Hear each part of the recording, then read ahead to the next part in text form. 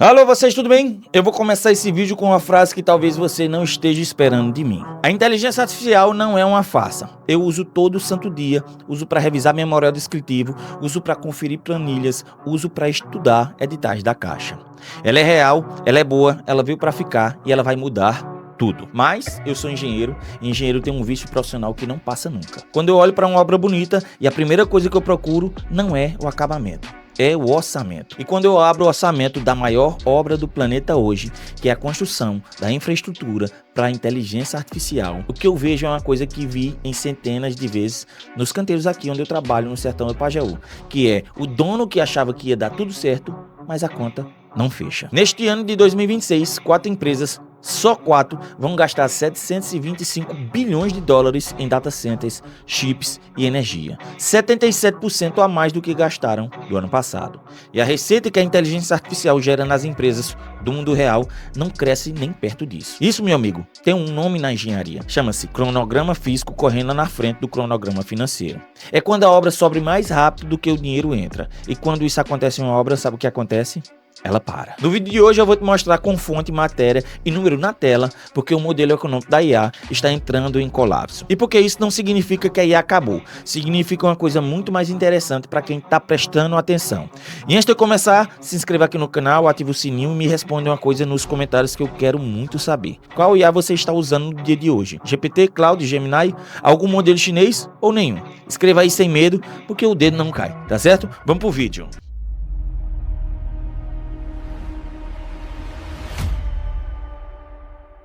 Deixa eu te traduzir isso aqui em linguagem de obra, porque é assim que eu penso e assim fica mais fácil de entender. Quando eu vou tocar uma obra residencial de alto padrão financiada pela Caixa, eu preciso de 3 coisas antes de bater a primeira estaca. Eu preciso do orçamento, ou seja, quanto vai custar. Eu preciso do cronograma físico-financeiro, ou seja, quanto cada real vai cair em cada etapa da obra. E eu preciso da medição, que é quando o dinheiro efetivamente entra no caixa, quando a etapa que eu executei foi entregue. Se um desses 3 falhar, a obra não dá certo. Não é opinião minha, é matemática de canteiro. Agora olha o tamanho da obra que o mundo está tocando. A Alphabet, a Amazon, Meta, Microsoft. As 4 guiaram um investimento de aproximadamente 725 bilhões de dólares em 2026. A Amazon, perto de 200 bilhões.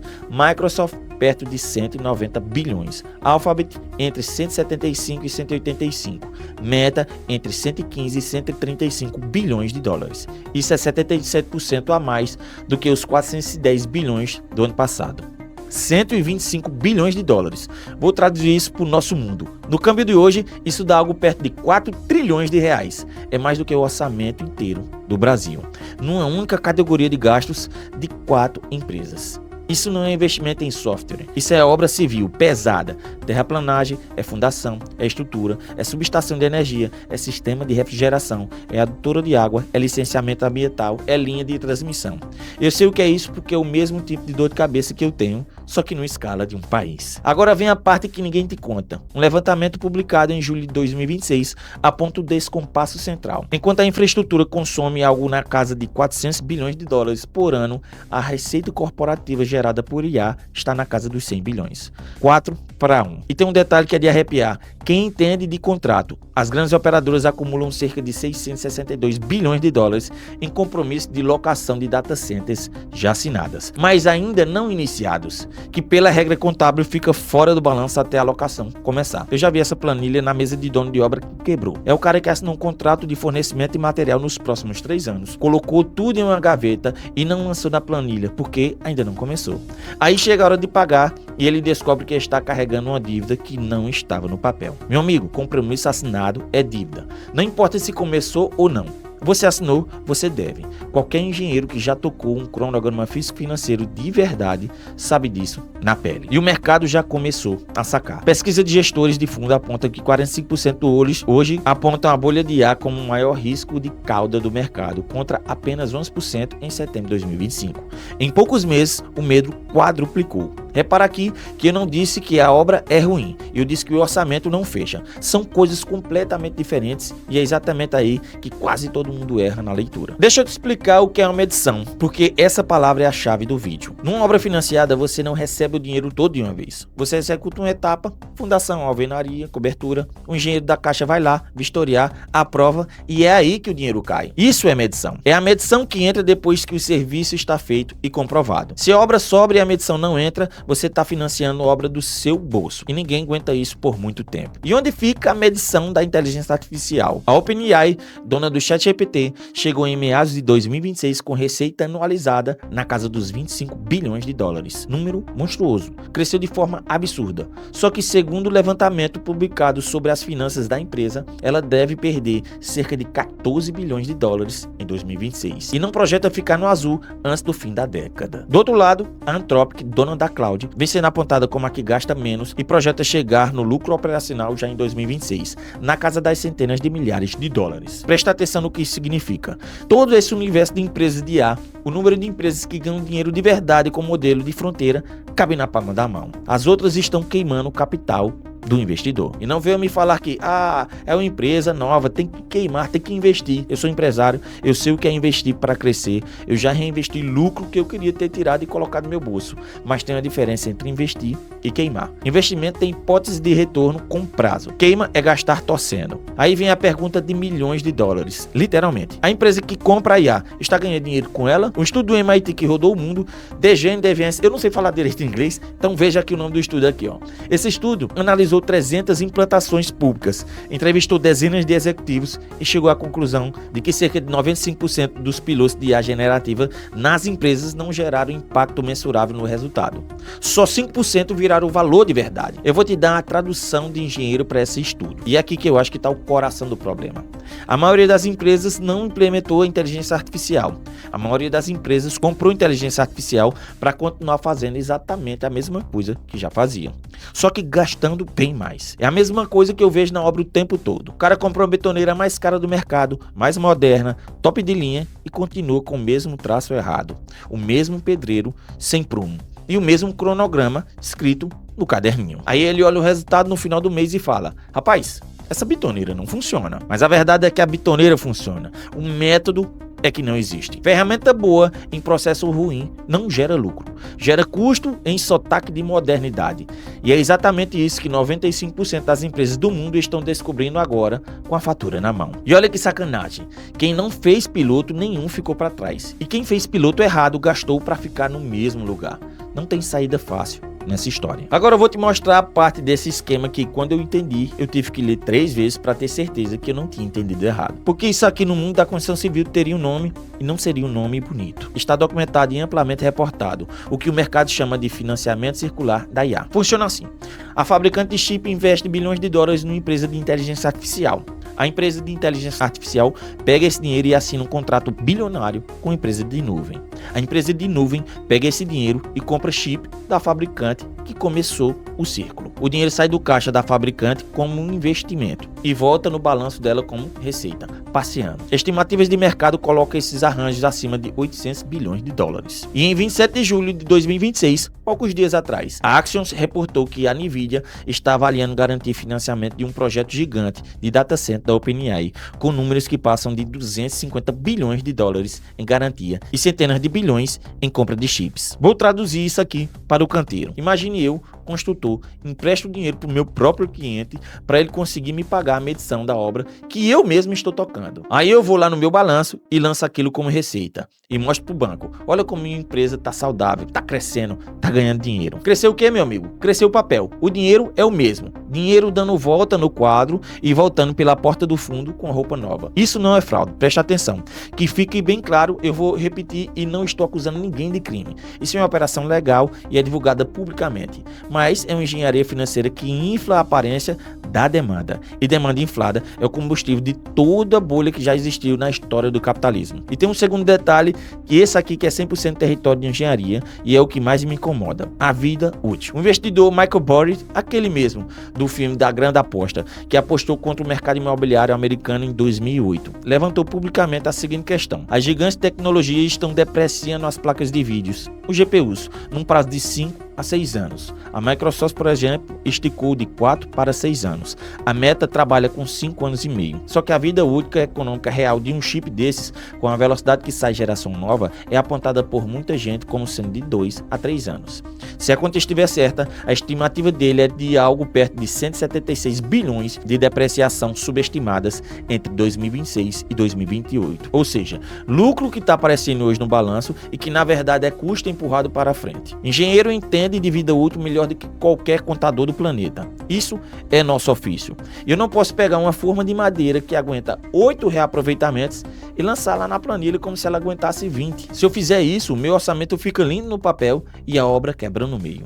Todo mundo que trabalha com custo real sabe disso. Esticar a vida útil de um ativo no papel não faz o ativo durar mais, faz o prejuízo chegar mais tarde e bem maior. Agora entra na questão o fator que virou o jogo de cabeça para baixo. E aqui eu vou falar uma coisa que muita gente do meu lado do espectro político não gosta de ouvir, mas eu não tô aqui para agradar ninguém. A China chegou e chegou com um preço na metade, ou muito menos que isso. No primeiro semestre de 2026, os laboratórios chineses de IA cortaram os preços de suas APIs, que é o preço que o desenvolvedor paga para usar o modelo, 6 vezes. 3 desses cortes foram declarados permanentes. E os comparativos públicos de preços colocaram o modelo chinês como DeepSeek na casa de menos de $1 por milhões de tokens de saída, com modelos ocidentais equivalentes custando múltiplos disso. E em ranking independente de programação, o GLM 5.2 aparece brigando de igual para igual com modelos de fronteiras ocidentais. E antes que venha um comentário, Kim, mas a China copia. Copiam mesmo. Engenharia reversa é o esporte nacional deles. E eu não tenho nenhum problema em dizer isso na cara. Também subsidiam pesadamente com dinheiro estatal. E isso distorce o preço. Quem me acompanha sabe que eu sou contra subsídio estatal em qualquer lugar no mundo, inclusive aqui no Brasil. Principalmente aqui no Brasil. Mas escute o que eu vou te dizer sobre o ser humano, porque é aqui que a coisa fica interessante. Eu sou empresário, eu tenho um CNPJ ativo, eu tenho folha para pagar, eu tenho imposto para recolher todo mês nesse país e eu vou ser muito sincero com você. Ideologia dura exatamente até a página da planilha de custo. Se eu tenho uma ferramenta que resolve o meu problema por R$10.000 por mês e aparece outra que resolve o mesmo problema, talvez um segundinho mais devagar, por 1.000, eu quero ver quantos empresários vão pagar 10.000 por princípio próprio. Quer dizer, eu vou te dizer quantos, os que já quebraram e ainda não sabem. E aqui vem a consequência real disso, que é o que interessa para esse vídeo. Se o preço do serviço despenca, mas o custo para construir a infraestrutura continua subindo, porque data center, energia, chip não ficaram mais baratos, ficaram mais caros. A margem some. E quando a margem some numa obra que já custa 725 bilhões, a conta simplesmente não fecha. É uma tesoura. De um lado, a receita sendo espremida pela concorrência, do outro, o custo subindo pela infraestrutura. E o pescoço do modelo de IA está exatamente no meio. Mais uma coisa que ninguém fala. O mundo de hoje tem basicamente 3 polos de tecnologia de fronteira: Estados Unidos, Israel e China. Só isso. A Europa se aposentou para discutir tampão de garrafa, largura de carregador e regulamento de 300 páginas. E o Brasil? O Brasil eu vou falar daqui a pouco e você não vai gostar nada. Agora o bloco que é 100% da minha área e que nenhum canal de engenharia consegue te explicar direito, porque eles não sabem o que é subestação. Data center não é nuvem. Não existe nuvem, meu amigo. Nuvem é um galpão de outra pessoa. E esse galpão precisa de 3 coisas que eu brigo para conseguir em todas as minhas obras. Quais são?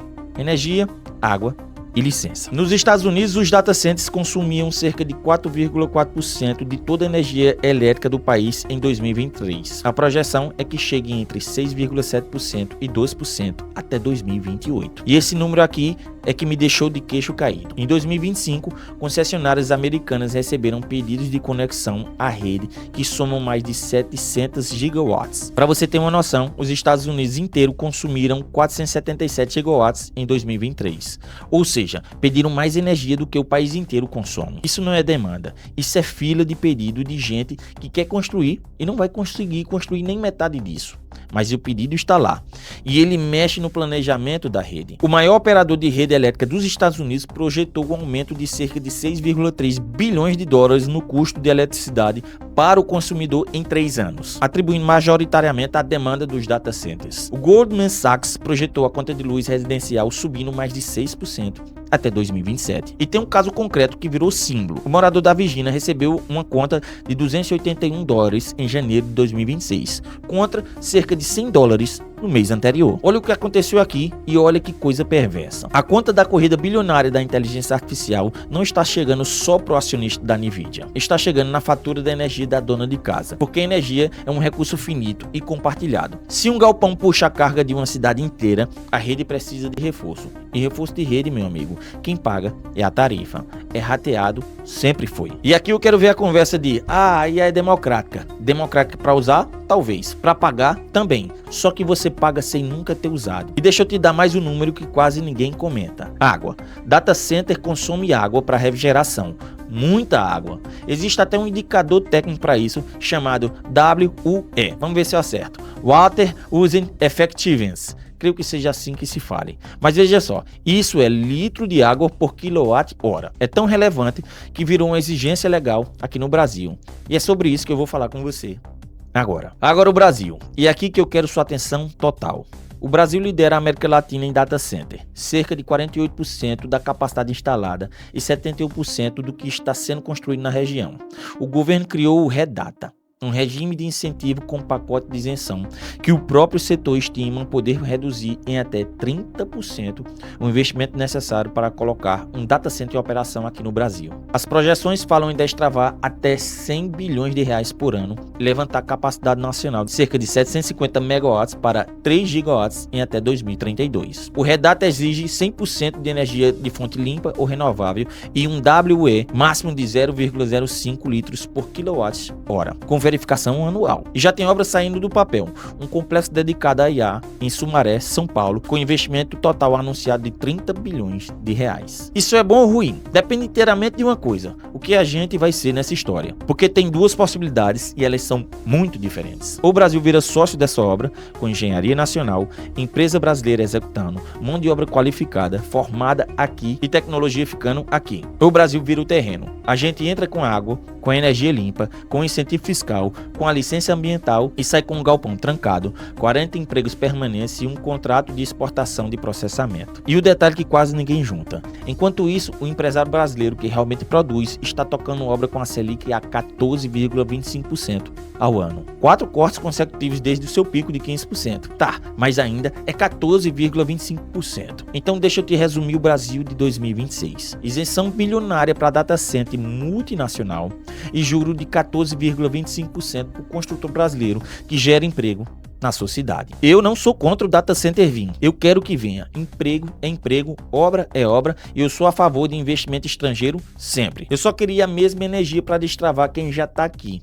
pagando impostos todo santo dia, sem incentivo nenhum. Então vamos fechar aqui. Eu quero ser muito claro porque eu não quero que ninguém saia daqui entendendo errado. Primeiro, a inteligência artificial não é uma farsa. Ela é a tecnologia mais importante da minha vida profissional. Ela vai reorganizar a engenharia, a medicina, o direito, o comércio, tudo.